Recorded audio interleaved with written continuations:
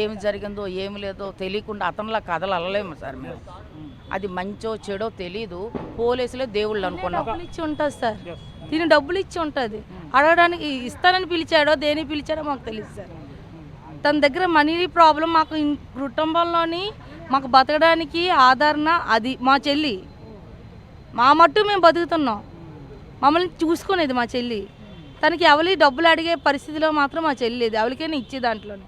తన బ్యాంక్ బ్యాలెన్స్లో చూస్తే అన్ని ఫిక్స్డ్ డిపోలు ఉన్నాయి సార్. కావాలంటే చూపిస్తాను సార్. కొన్ని తీసింది, కొన్ని ఫిక్స్డ్. నా దగ్గరే ఫైనాన్స్గా కొంతవరకు డబ్బులు తీసుకుంది అనేది నేను చెప్పిన కదా సార్. 2023కే ఫిక్స్డ్ డిపోలు అవి ఉన్నాయి సార్. చూపిస్తాను సార్.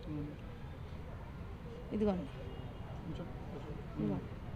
ఇదిగోండి సార్, బ్యాలెన్స్ చూడండి ఎంత ఉందో. అంటే రవీంద్ర చేస్తున్న ఆరోపణలు నిజం లేదంటారు. లేదు సార్. 3 లక్షలు ఇచ్చాను అన్నాను కదా సార్. 3 లక్షలు అయితే బ్యాంకులో ఒకసారి వేయాలి కదా సార్. ఇది 2 చూడండి ఒకసారి అమౌంట్ ఎంత ఉందో చూడండి. అది ఎప్పుడుదో చూడండి. ఈ మధ్యకాలంలో డిమాండ్ చేసిందన్న. అంత డబ్బులు ఉన్న అమ్మాయి ఎందుకండి? ఇంకా ఉన్నాయి, ఇంట్లో చెక్కులు ఉన్నాయి. ఇదిగోండి ఇంత బ్యాలెన్స్ ఇంత బ్యాంక్ బ్యాలెన్స్ ఉన్న అమ్మాయి వాళ్ళ ఇంటికి వెళ్ళి ఎందుకండి డబ్బులు మనీ డిమాండ్